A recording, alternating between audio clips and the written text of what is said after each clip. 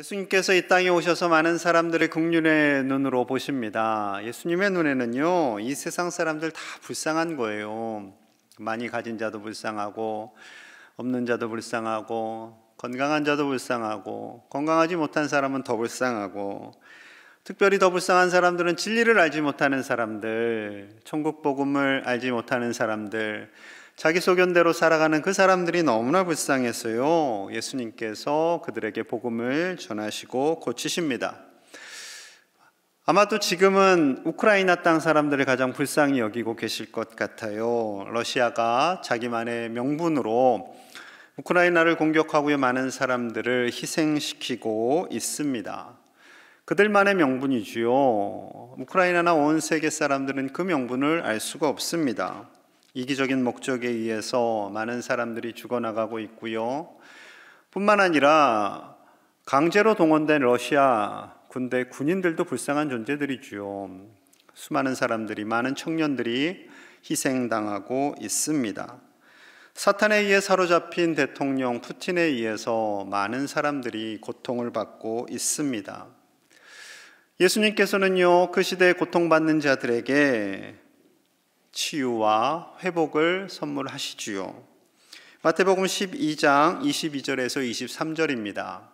그때 귀신 들려 눈 멀고 말 못하는 사람을 데리고 왔거늘 예수께서 고쳐주심에 그 말 못하는 사람이 말하며 보게 된지라.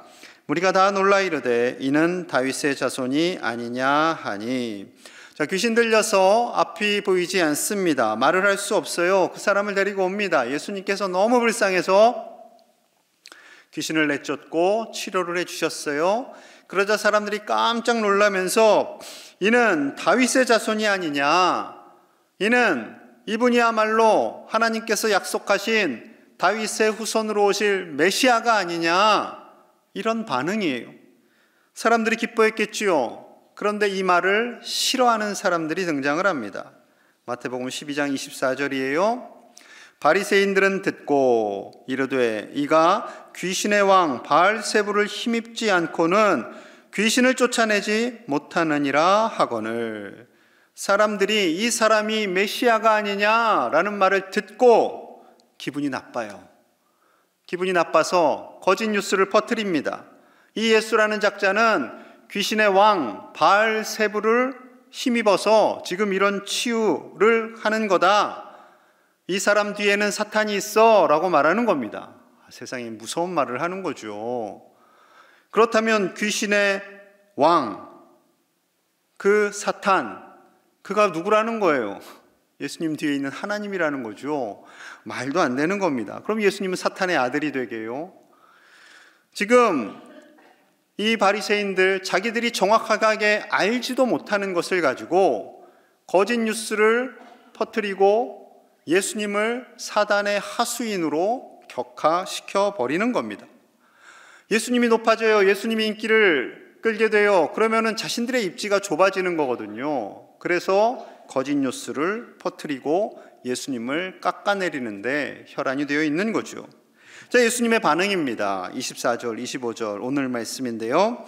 제자가 그 선생보다 또는 종이 그 상전보다 높지 못하나니 제자가 그 선생 같고 종이 그 상전 같으면 조카도다. 집주인을 바알세불이라 하였거든 하물며 그 집 사람들이랴.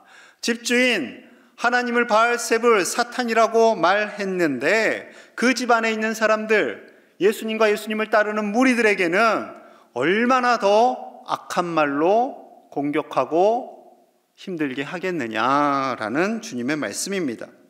제자는 스승보다 높지 않고 종은 주인보다 높지 않다. 제자가 스승만큼 되고 종이 제 주인만큼 되면 만족스럽다라는 말씀은 언어 유희인 거죠.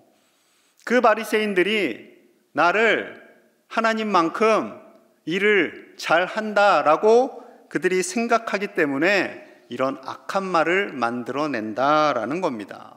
예수님의 마음이 참 씁쓸하셨을 것 같아요. 사단에 사로잡힌 이 바리새인들이요, 예수님의 사역을 방해하고 예수님을 깎아내리고 거짓 뉴스를 퍼뜨립니다. 이를 잘 아시는 예수님께서 이렇게 말씀하세요. 마태복음 10장 16절입니다. 우리 함께 볼게요. 시작. 보라, 내가 너희를 보냄이 양을 이리 가운데로 보냄과 같도다. 그러므로 너희는 뱀같이 지혜롭고 비둘기같이 순결하라. 아멘. 내가 너희를 보냄이, 예수님께서 제자들을 보냄이 양을 이리 가운데로 보내는 것 같구나 라고 하십니다. 왜냐하면 바리새인들이 거짓 뉴스를 퍼뜨리고 공격하고 심지어 나중에는 죽일 것이기 때문에, 제자들이 순교당할 것을 아셨기 때문에 이렇게 말씀하시는 거죠. 그러하기에 뱀같이 지혜롭고 비둘기같이 순결하라 라고 주님께서 말씀하고 있습니다. 여러분, 오늘날에도요, 우리 믿음의 사람들을 공격하는 많은 사람들이 있지요. 직장에서 기독교를 싫어하는 사람들이 있습니다. 교회에 대해서 제대로 알지도 못하면서 비난을 합니다. 하나님에 대해서, 예수님에 대해서 제대로 알지도 못하면서 함부로 말하는 사람들이 있지요. 거래처에도 있고 여러 사람들이 있습니다. 그렇다고 속상하다고 그분들하고 싸울 수 있나요? 직장 상사가 기독교를 박해하기 때문에 내가 이 회사를 그만두겠습니다, 저 거래처를 끊겠습니다, 이럴 수는 없잖아요. 그래서 하나님께서는요, 우리에게 지혜와 순결함을 위해 기도하라 라고 말씀하고 있습니다. 우리는 세상이 아무리 우리를 공격하고 사단이 우리를 조롱한다 할지라도 두려워할 것이 하나도 없습니다. 26절 말씀이 그러해요. 그런즉 그들을 두려워하지 말라. 감추인 것이 드러나지 않을 것이 없고 숨은 것이 알려지지 않을 것이 없느니라.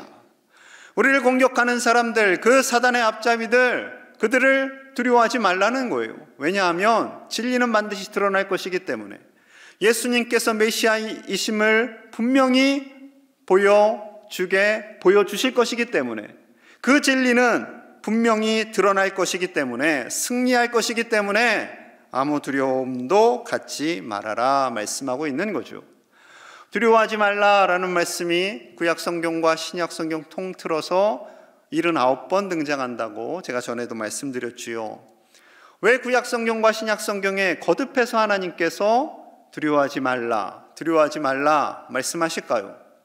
믿음의 선배님들도 두려움이 있었던 거예요. 선지자들도, 사도들도, 바울도 그들의 마음속에 두려움이 있으니까 하나님께서 두려워하지 말아라 라고 말씀하십니다.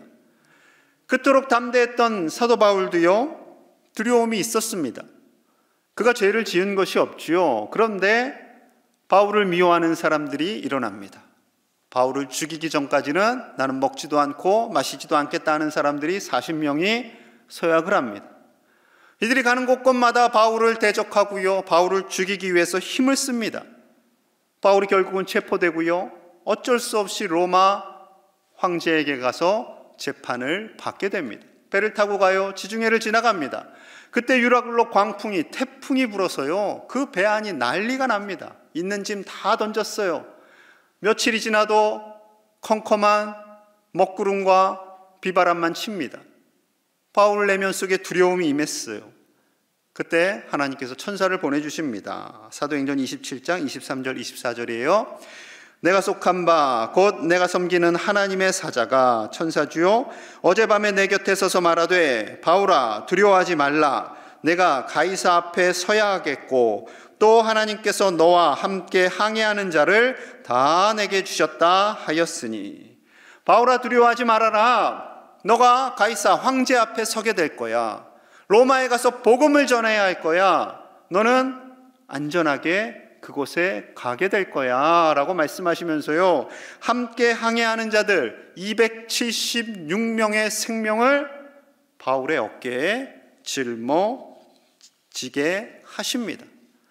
그러니 이 사람들의 생명을 안고 너는 무사히 도착하게 될 거야 라고 말씀하시는 거죠.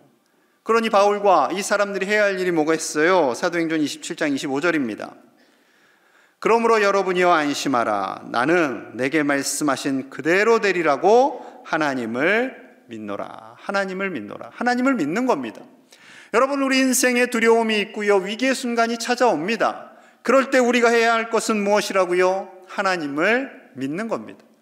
하나님을 전적으로 의지하는 겁니다.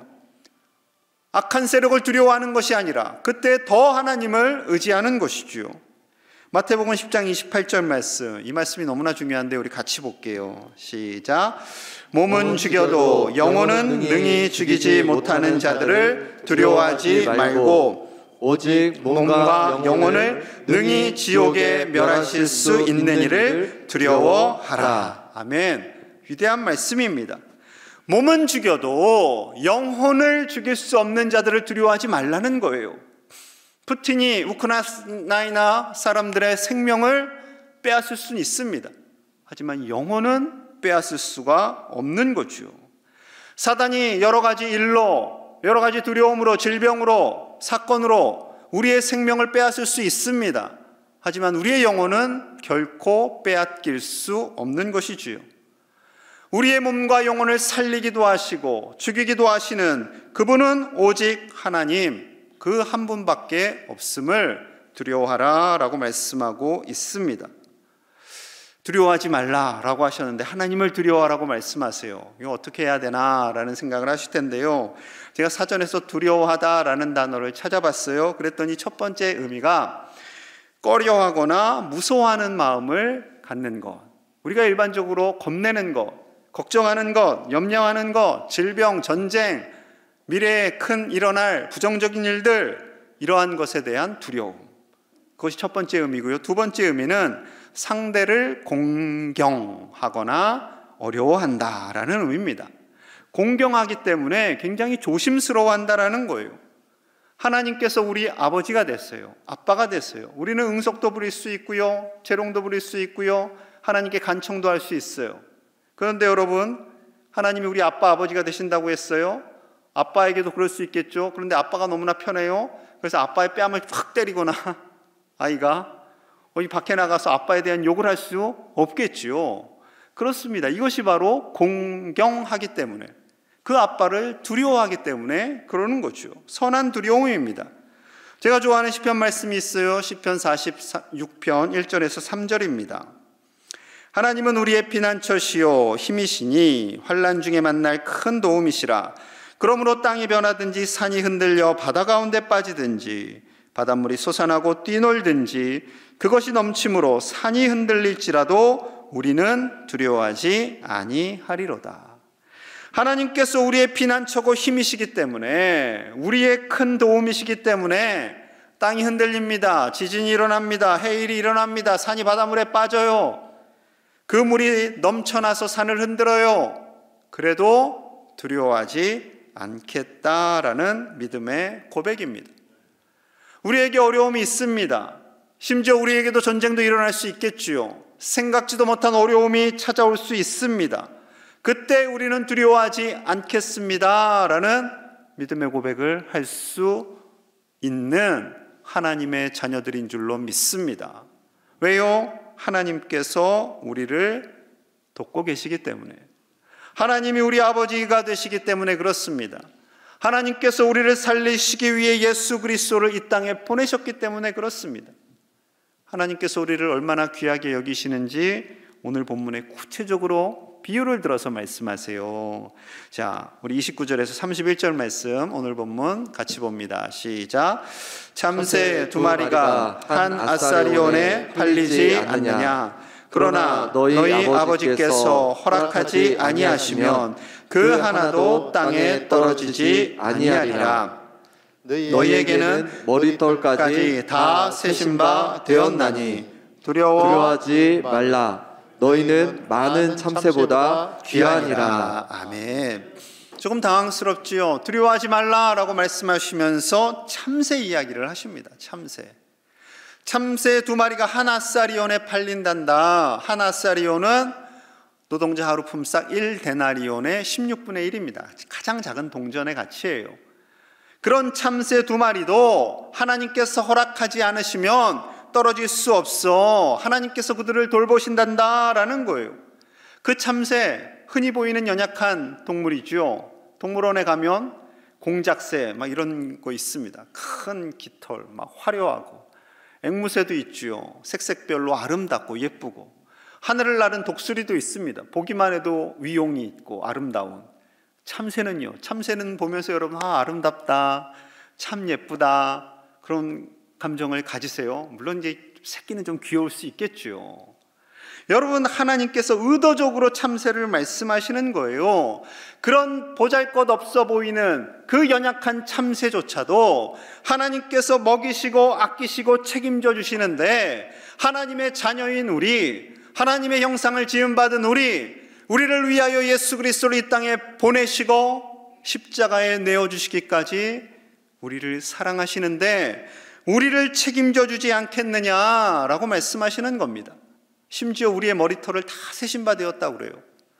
하나님이 심심하셔갖고 우리 머리털 이렇게 세고 계실까요? 그거 아니지요. 우리의 깊은 속까지 다 아신다라는 겁니다.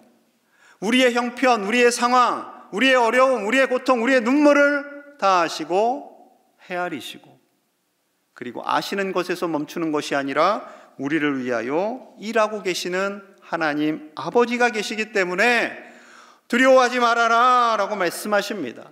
너희는 참새보다 귀하다는 거예요. 세상에 있는 모든 참새를 다 주고 저와 이 한 사람과 바꿉시다 라고 하나님께 사단이 제안을 하면 절대 그럴 수 없다라고 주님 말씀하시는 거죠. 여러분, 우리가 그렇게 귀한 존재입니다. 예수 그리스도, 그분을 십자가에 내어주기까지 한 영혼 한 영혼 사랑하시고요, 우리를 귀하다 말씀하세요. 여러분, 세상의 기준으로 우리 자신을 보지 마십시오. 삶이 힘들다고 확 포기해버릴까? 우리 청년들은, 청소년들은 공부도 못하는데 죽어버릴까? 그런 생각하시면 안 됩니다. 건강하지도 않고 돈도 벌지 못하고 자신을 그렇게 세상의 기준으로 약하게 비참하게 보시면 절대 안 됩니다. 하나님께서 귀하다고 말씀하신다니까요. 김창욱 교수라는 분이 계세요. 사진 보여주시면 저분인데요. 기독교 대학 중에 서울여대가 있습니다. 그 교목실에서 한때 교수님으로 재직하셨는데 지금은 소통 전문 강사로 전국을 다니고 계시지요. 너무 많이 에너지를 쏟아서 제주도에 잠시 쉬고 계시는데 어느 날 제 아내가 이분의 강의를 좀 들으래요. 제가 소통이 잘 안 되나 봐요. 그래서 강의도 들었어요. 그분의 강의 중에 일부분을 잠깐 듣도록 하겠습니다.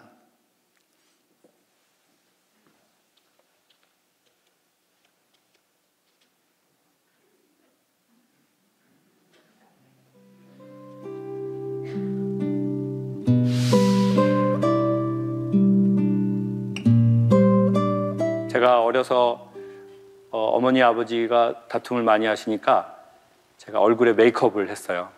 표정의 메이크업. 슬픈 표정을 하고 싶지 않더라고요.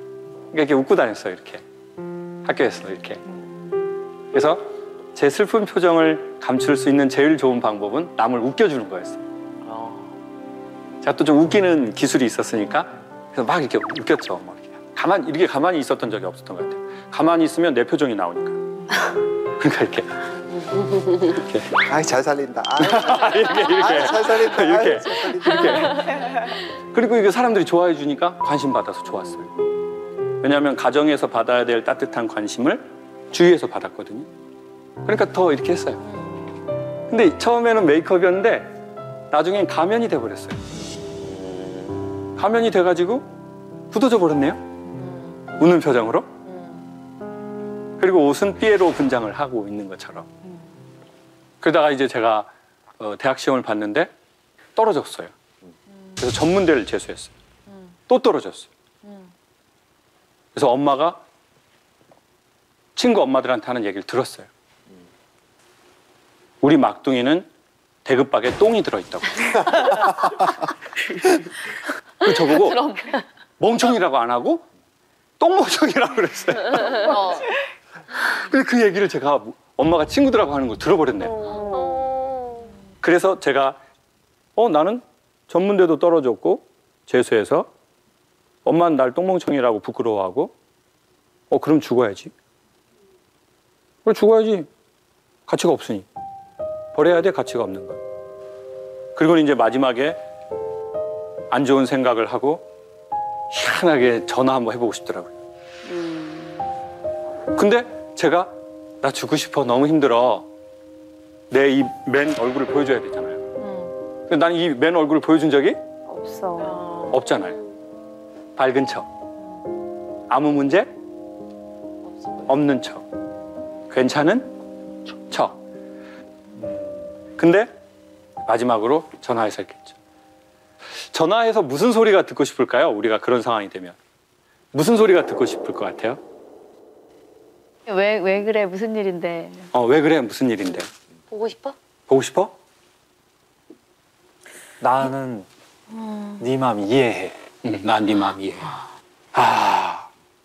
저는 이 말을 듣고 싶었어요.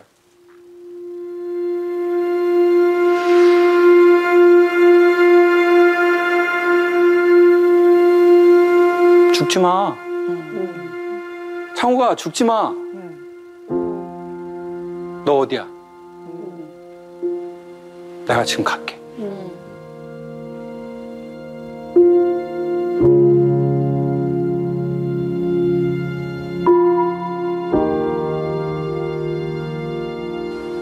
근데 이제 걔가 가만히 있더니 진짜 제 운명을 바꿀 얘기를 해준 거예요. 하던 대로 해! 얘는 농담인 줄 알은 거예요. 제가 맨날 이렇게 살으니까. 제가 멋쩍어져 버렸어요. 그리고 순간 이건 내 잘못이다. 한 번도 내 얼굴을 보여준 적이 없는 내 잘못이다. 그리고 살았어요. 살면서 언젠가는 나쁜 마음이지만 나이가 20살, 30살, 40살, 50살이 되면서 난 죽고 싶지는 않은데 요즘 살고 싶지는 않다. 그런 묘한 마음도 들거든요. 그런 상황에 처한 분이 저한테 얘기하면 제가 그분한테 하고 싶은 말은 딱 하나예요. 죽지 마세요. 죽지 마세요.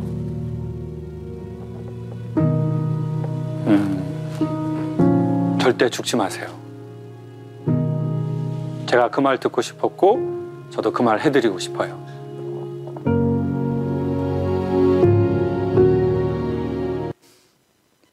삶이 힘드세요?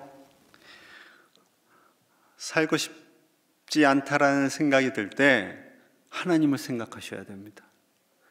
하나님께서 이 세상의 그 무엇보다 너가 소중하단다라고 우리에게 말씀하고 있습니다. 억만금을 다 주어도 우리 한 사람의 생명과 바꿀 수 없다라고 말씀하세요. 삶이 힘들다고 포기하거나 절망하거나 낙심하거나 자기 자신을 비하하지 않기를 바랍니다. 우리 생명은 예수님께서 피로 값주고 사신 소중한 생명입니다. 우리를 살리시는 분은 하나님이시지요. 하나님께서 이렇게 말씀하세요. 에스겔 16장 6절입니다. 우리 함께 볼게요. 시작. 내가 내 곁으로 지나갈 때에 내가 피투성이가 되어 발짓하는 것을 보고 내게 이르기를 너는 피투성이라도 살아 있으라. 다시 이르기를 너는 피투성이라도 살아 있으라 하고. 아멘. 하나님께서 우리를 발견하셨을 때 그 모습이 피투성이가 된 어린 아기와 같다라는 거예요. 살아갈 힘이 없어요. 능력이 없어요. 아무것도 할 수 있는 것이 없어요. 하나님이 도와주시지 않으시면 살 수가 없는 존재. 그것이 우리의 모습입니다. 하나님께서 말씀하세요. 피투성이라도 살아야 돼. 피투성이라도 살아야 돼. 내가 너를 살릴 거야. 그래서 우리가 지금 이 자리에 있는 것입니다. 여러분, 고난주의가는요, 예수님 고난받으셨다, 아프시겠다, 얼마나 힘드셨을까, 그것을 생각하는 것도 있겠지만 왜 고난당하셨을까, 왜 십자가에 달리셨을까? 우리를 살리기 위해서, 우리를 치료하시기 위해서, 우리를 너무나 사랑하시기 때문에 그 고난을 감당하십니다. 그 고난을 아는 것이 하나님을 두려워하는 겁니다. 그 사랑을 아는 것이 하나님을 두려워하는 거예요. 내가 얼마나 존귀한 존재인지를 아는 것이 하나님을 아는 것입니다. 사랑하는 여러분, 그 하나님의 존귀하심, 우리를 존귀하게 여기시고 귀하다 말씀하시는 그 하나님의 사랑을 알고 내가 소중하기에 우리의 가족이 소중하고 이웃과 온 세계 우크라이나 사람들까지도 소중함을 깨닫는, 심지어 전쟁 중에 어쩔 수 없이 죽어가는 러시아 병사들도 소중함을 깨닫는 저와 여러분들 되시길 간절히 축복합니다. 우리 함께 마음을 모아서 기도하겠습니다. 고난주간입니다. 이 고난주간에 하나님께서 십자가를 주심은 우리를 사랑하시기 때문입니다. 우리를 귀하다 말씀하시는 그 하나님의 사랑을 알고 그 사랑 안에 거하는 우리 모든 주님의 백성들 되게 하여 주시옵소서. 내가 귀하고 이웃과 가족과 온 인류가 귀함을 깨닫고 기도하는 우리가 되게 하여 주시옵소서. 또한 우크라이나 땅을 위해서 기도하겠습니다. 하나님 평화를 주시고 하루속히 러시아가 철군하고 그 모든 상처와 아픔이 회복되게 하여 주시옵소서. 강원도와 경상도 땅에 화재로 인해서 고통받는 저들을 불쌍히 여겨주시고 저들의 눈물을 닦아 주시옵소서. 이제 대선이 얼마 남지 않았습니다. 오는 수요일 하나님을 두려워하고 국민을 사랑하는 지도자가 세워지게 하여 주시옵소서. 함께 이 모든 기도의 제목을 가지고 같이 기도합니다. 하나님 감사합니다. 이 사순절 기간에 우리를 너무도 사랑하시는 하나님, 우리를 귀하다 말씀하시는 하나님, 우리가 너무나 귀하기에 사랑하는 아들을 십자가에 내어주기까지 우리를 사랑하시고 귀하다 말씀하시는 그 하나님의 말씀을, 그 하나님의 사랑을 가슴에 새기게 하여 주시옵소서. 세상의 기준으로 나 자신을 보지 않게 하여 주시고 하나님의 그 시선으로 나 자신과 가족과 이웃과 온 인류를 바라보며 귀하게 여기는 하나님의 백성들이 다 되게 하여 주시옵소서. 우크라이나 땅을 불쌍히 여겨주시고 죽어가는 수많은 백성들, 병사들을 하나님께서 살려주시고 하나님께서 저 땅에 평화를 허락하여 주시옵소서. 강원도와 경상도의 화재로 인해서 고통받는 자들의 눈물을 닦아 주시옵소서. 이 나라와 백성들을, 국민을 사랑하고 하나님을 두려워하는 정직한 위정자가 세워질 수 있도록 하나님 일하여 주시옵소서. 예수님 이름 받들어 간절히 기도하옵나이다. 아멘.